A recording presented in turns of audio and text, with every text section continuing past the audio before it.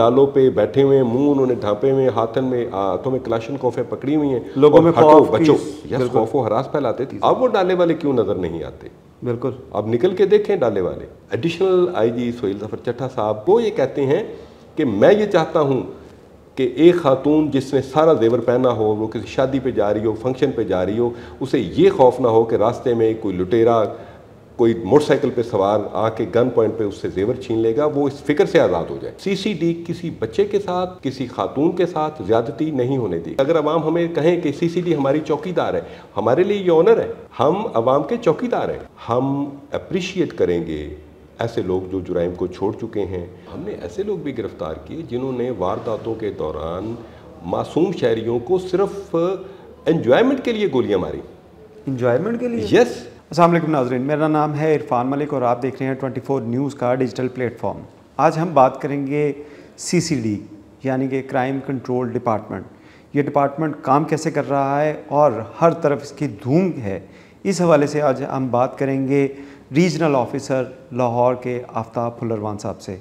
इनसे बात करेंगे और इनसे पूछेंगे सीसीडी ने ऐसा क्या किया कि लाहौर का क्राइम, जिसको कभी ये तसव्वुर नहीं किया जा सकता था कि लाहौर का क्राइम जो है वो कम होगा, क्रिमिनल भागेंगे और तौबा तायब होंगे, ये सोचा नहीं जाता था। लेकिन अब ये सब कुछ हो रहा है, जिसकी वज़ीर आला पंजाब की जानिब से भी बड़ी पजीराई की गई और इसके ऊपर आज हम बात करेंगे आफ्ताब फुलरवान से। अस्सलाम वालेकुम सर। जी वालेकुम अस्सलाम। आफ्ताब साहब, सीसीडी आई और छा गई, क्या किया आप लोगों ने? क्या हर तरफ जो है वो सीसीडी, सोशल मीडिया खोल लें, टिकटॉक खोल लें, आप फेसबुक खोल रहे हैं, सीसीडी के कारनामे जो है वो नज़र आ रहे हैं। लोग कोई पीरा की वीडियोस जो हैं उनकी गाड़ियों की, वो भी लगा के कह रहे हैं ये भी सीसीडी है। तो ये ऐसा क्या हुआ? क्या बहुत ज़्यादा लोग जो हैं पकड़े जा रहे हैं? क्या हो रहा है, इसके बारे में हमें थोड़ा सा बताइएगा। मलिक साहब, पंजाब को एक सेफ़ एंड सिक्योर सूबा बनाने का विजन सीएम पंजाब मोहतरमा मरियम नवाज शरीफ साहिबा ने देखा। ये एक विजन था जिस विजन को अमली जामा पहनाने की जिम्मेदारी inspector general of police Punjab doctor Usman Anwar और एडिशनल आईजी जनाब सोहेल ज़फ़र चट्टा, उनकी तफवीज़ की गई कि ये जो कोहे गिरा है ये आपने उठाना है, जिस पर ये एक नया पुलिसिंग में शानदार तजर्बा किया गया। पूरे पंजाब से, तमाम ज़िलों से best of the best police officers को सिलेक्ट किया गया। तादाद आप हैरान होंगे कि सीसीडी में तादाद बहुत ज़्यादा नहीं है। हमारी 2 लाख की पंजाब पुलिस में 5 या 6 हज़ार, सिर्फ 5-6 हज़ार लोग? 5 से 6 हज़ार पूरे पंजाब में। पूरे पंजाब में यानी कि आप सिर्फ 5 से 6 हज़ार लोगों के साथ काम कर रहे हैं? सीसीडी के अफसरान और अहलकारान हैं, उनका जो मेयार है वो बड़ा सख्त रखा गया। प्रोफेशनली, मॉरली, हर लिहाज से वो बेहतरीन होने चाहिए। उसके बाद फिर तमाम अभी वसाइल पाइपलाइन में हैं। बिल्कुल, इसके लिए बड़ा फंड रखा गया। वज़ीर आला पंजाब ने 5 अरब रुपए के फंड रखे इसके लिए। वो पाइपलाइन में वो हमें आहिस्ता आहिस्ता मिल रहे, गाड़ियाँ मिल रही हैं, ट्रैक्टर्स मिल रहे हैं आपको, हैवी किस्म के लोकेटर्स हमें मिल रहे हैं। लोकेटर्स, ठीक कह रहे हैं। उसमें फिर ये हुआ कि आईजी साहब की हिदायत के मुताबिक जो ज़िला पुलिस थी उनकी तरफ से वसाइल भी सीसीडी को दिए गए, लाइक ह्यूमन रिसोर्स भी दिए गए और फिर गाड़ियाँ और बाकी बिल्डिंग्स भी वो भी दी गई। एडिशनल आईजी सोहेल ज़फ़र चट्टा साहब, वो आपको पता है कि पुलिस में उनका अपना एक मुकाम है। वो जो कहते हैं वो करते हैं और जो वो करते हैं वो कहते हैं। सही। उन्होंने कहा कि ये पंजाब को पुरअमन सूबा बनाना एक टास्क है जिसको हमने करना है, इसमें कोई दूसरी राय नहीं है। सूबे के मुख्तलिफ ज़िलों में टीमें तश्कील दे दी गई। उनका एडिशनल आईजी साहब की कमांड में ट्रिकल डाउन इंस्ट्रक्शंस की गई और फिर उनको कहा गया कि आप उन मुल्ज़मान को गिरफ़्तार करें, डकैतों को, राहज़नों को, अगवा बराए तावान करने वालों को और ऐसे इश्तहारियों को जिन्होंने अवामुन्नास की ज़िंदगी को अजाब किया हुआ है। ये अभी इब्तदा है। अच्छा, मैं आपको बताता हूँ ये कैसे इब्तदा है। एडिशनल आईजी सोहेल ज़फ़र चट्टा साहब ने जो एक मिसाल दी थी वो हमारी जो घरेलू ख़वातीन हैं, माएँ हैं, बहनें हैं, उनमें बड़ी पॉपुलर हुई। वो ये कहते हैं कि मैं ये चाहता हूँ कि एक ख़ातून जिसने सारा जेवर पहना हो, वो किसी शादी पे जा रही हो, फंक्शन पे जा रही हो, उसे ये खौफ ना हो कि रास्ते में कोई लुटेरा कोई मोटरसाइकिल पे सवार आके गन पॉइंट पे उससे जेवर छीन लेगा, वो इस फिक्र से आज़ाद हो जाए। सीसीडी ने ऐसा क्या किया, किन लोगों को जो टारगेट किया गया? और हमने देखा कि बहुत से पुलिस इनकाउंटर्स भी इन दोनों में हुए, यानी कि एग्रेसिव पुलिसिंग, इसको काफ़ी फ़रोग मिला।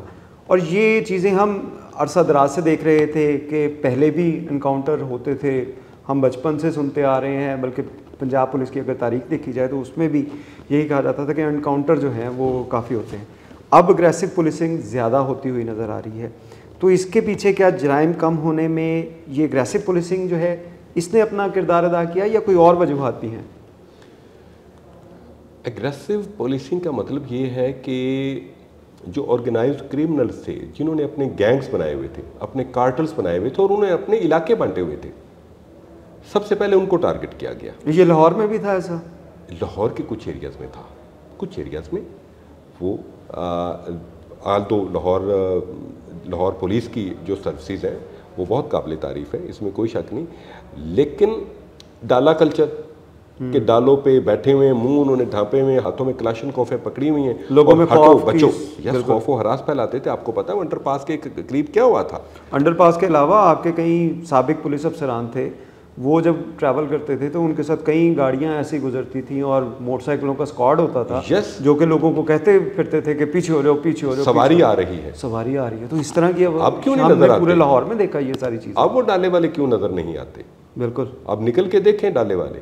अब यानी कि सारे जो ऐसे लोग हैं उनको कानून के मुताबिक निपटा जाएगा, कानून के मुताबिक। पंजाब में सुप्रीमेसी ऑफ लॉ होगी, एनफोर्समेंट ऑफ लॉ होगी। आप देखें, मैं छोटी सी मिसाल देता हूँ। दुबई क्या था? माहीगीरों की एक छोटी सी बस्ती थी। आज दुबई दुनिया का मोस्ट एडवांस मुल्क बना है। किस वजह से? सेफ्टी की वजह से, enforcement of law and safety. वहाँ पे कोई बंदा कानून से बालातर नहीं, उनके शाही ख़ानदान का जो फ़र्द है वो भी कानून से बालातर नहीं है। आप एनफोर्समेंट ऑफ लॉ इम्प्लीमेंट कर रहे पूरे मुल्क में। हम दुबई से किस तरह पीछे रह सकते हैं? सीएम पंजाब मोहतरमा मरियम नवाज शरीफ साहिबा ने बार बार कहा, उन्होंने कहा कि औरतें और बच्चे उनकी रेड लाइन है, ये मेरी रेड लाइन है। बिल्कुल ऐसे ही है। अच्छा, उस रेड लाइन को एडिशनल आईजी सोहेल ज़फ़र चट्टा साहब ने कहा कि सीसीडी किसी बच्चे के साथ, किसी खातून के साथ ज़्यादती नहीं होने देगी।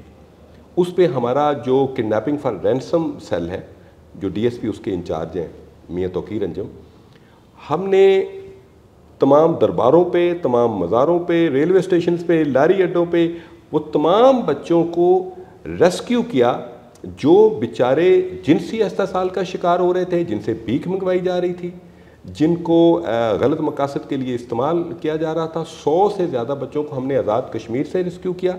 100 से ज़्यादा बच्चे आज़ाद कश्मीर से रेस्क्यू किए? आज़ाद कश्मीर से जो बच्चे रेस्क्यू किए गए वो उन 100 बच्चों में शामिल हैं। अच्छा, यानी कि 100 बच्चे आपने ये 1.5-2 माह के अंदर ये रेस्क्यू किए। उसके बाद फिर अगला मुश्किल काम था कि इनके वालिदैन का पता लगाया जाए।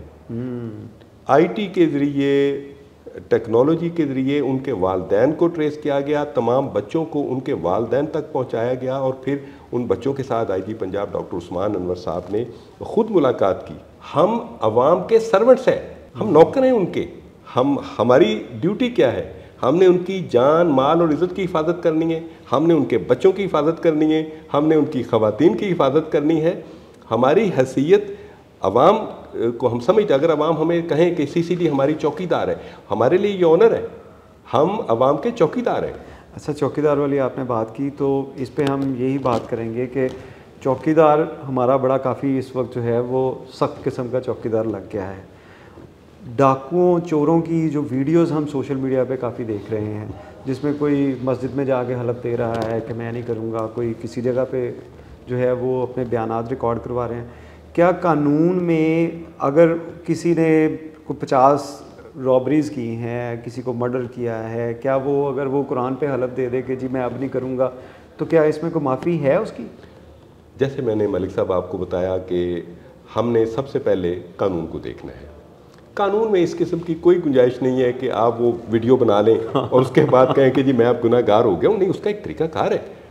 अगर कोई ऐसा बंदा मफरूर है, इश्तहारी है, अदालतों में जाए, अदालतों में अपने आप को सबमिट करे, पेश करे, और उसके बाद जो उसने जुराइम किए हैं अदालतों में उनका जाके कन्फेशन करे।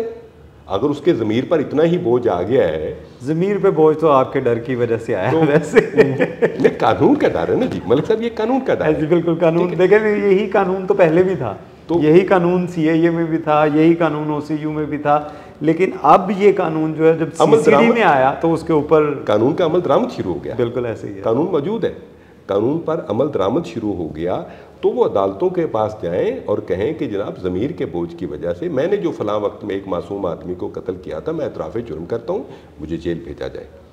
या CCD के पास आए और कहे जी ये जुर्म है, मैंने किया है, प्लीज़ कानून के मुताबिक मेरे खिलाफ कार्रवाई कीजिए। और अगर वो कहता है कि जी मैं इनोसेंट हूँ, मैं बेगुनाह हूँ और मैंने जुराइम छोड़ दिया है, हम अप्रिशिएट करेंगे ऐसे लोग जो जुराइम को छोड़ चुके हैं, अब वो रिज़्क़ हलाल कमा रहे हैं, बीवी बच्चों के पेट पालने के लिए वो कारोबार कर रहे हैं, कानूनी को कारोबार कर रहे हैं, बिज़नेस कर रहे हैं, नौकरी कर रहे हैं, वो हमारे लिए काबिल एहतराम है। मुकदमात की सूरत में देखें कि अगर किसी ने कोई 50 बंदों को गोलियां मार के ज़ख्मी किया है या किसी को कत्ल किया है, कोई ऐसे बड़े डाकू, ऐसे बड़े कातिल, वो भी आपकी गिरफ्त में आए? हमने ऐसे लोग भी गिरफ्तार किए जिन्होंने वारदातों के दौरान मासूम शहरियों को सिर्फ एंजॉयमेंट के लिए गोलियां मारी।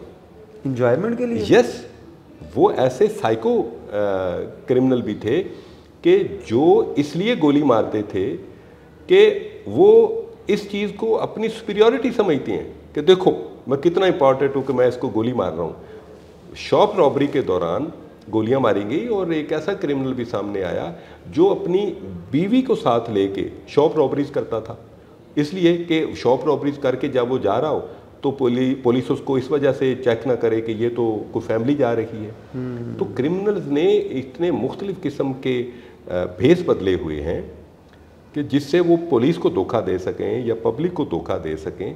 और इनमें से कई साइकोपैथ हैं, ख़तरनाक किस्म के नफसियाती मुलज़म भी हैं कि जो दूसरे को अजियत पहुंचा के, शरीफ शहरी को अजियत पहुंचा के खुश होते हैं।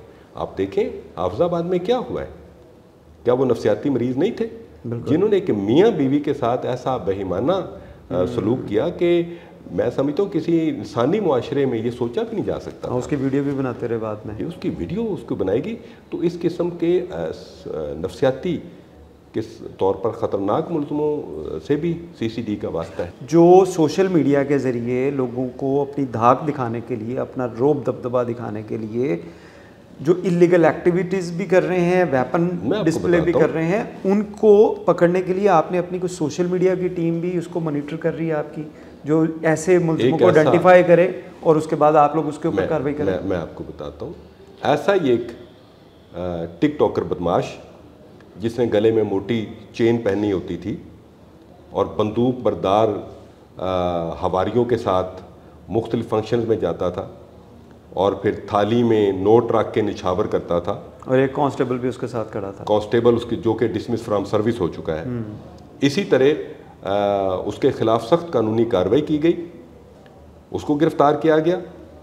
उसकी वो गाड़ी जो किराए की गाड़ी थी जिस पर वो बदमाशी अपनी दिखाता फिर रहा था, उसे कब्ज़े में लिया गया और वो साथ जितने भी किराए के उसने रखे हुए थे बदमाश जो राइफलें पकड़ के उसके साथ चलते थे, उन तमाम को गिरफ्तार करके उनके असला कब्ज़े में लिया गया और उनके लाइसेंस मनसूखी के लिए भिजवाए गए। किसी को इजाज़त नहीं है कि वो सोशल मीडिया पे इस तरह लोगों को खौफज़दा करे। बंदूक वाले उसके साथ खड़े, लंबे लंबे बाल उन्होंने रखे हुए हैं, लंबे लंबे उन्होंने कुर्ते पहने हुए हैं, बिल्कुल CCD का वो टारगेट है। और हम उनको कानून के मुताबिक उसी तरह डील करेंगे जिस तरह इस मोटी चेन वाले गुंडे को हमने। इस चेन के बारे में बताइएगा, ये चेनें असली थी? नकली चेन है। नकली चेन उस पर कलर चढ़ाया हुआ है, वो एक जैसे जानवर के गले में कुछ चीज़ बंधी होती है, उसमें वो बड़ा सा एक बंधी हुई है और वो लोगों को खौफजदा करता फिर रहा है। लॉ सुप्रीम है, कानून सुप्रीम है इस मुल्क में। और उसके बाद उसकी सॉफ्टवेयर अपडेट की हमने वीडियो भी देखी ऐसी एक, जिसमें वो माफ़िया मांग रहा है कि मेरे बाप की भी तौबा। क्या ये तौबा जो है ऐसे लोग जो वीडियोस बनाते हैं बाद में तौबा करते हैं, तो इनके लिए कोई मैसेज देंगे आपके, ये इन चीज़ों से बाज आएँ, इन चीज़ों से हरकतों से बाज आएँ, नहीं तो CCD तो है ही है। गालिब का एक शेर है कि मेरे कत्ल के बाद उसने जफा से तौबा, हाय उस जूद पशेमा का पशेमा होना। तौबा जब भी कबूल कर ली जाए तो अल्लाह ताला भी कबूल फरमाता है, अदालतें भी कबूल करती हैं, और हम अदालतों के अहकामात के पाबंद हैं। बहुत शुक्रिया आफ्ताब साहब, बहुत ज़बरदस्त आपने बातें बताई। और CCD के हवाले से अगर हम बात करें तो CCD क्राइम कंट्रोल डिपार्टमेंट जिस तरह काम कर रहा है, अगर वो इसी तरह जो है वो इसको, क्योंकि आफ्ताब साहब ने ये भी कहा कि ये तो अभी इब्तदा है, अभी मज़ीद काम होना है, यानी कि क्रिमिनल्स जितने भी हैं वो या तो पंजाब को छोड़ जाएं या इन कामों से तौबा कर लें। और तौबा के लिए सोशल मीडिया पे वीडियो चढ़ाने की ज़रूरत नहीं है, इसके लिए इदारे मौजूद हैं, CCD के ऑफिस मौजूद हैं, अदालतें मौजूद हैं, वहाँ पे जाके तौबा करें ताकि आपकी तौबा कबूल भी हो सके। बहुत शुक्रिया।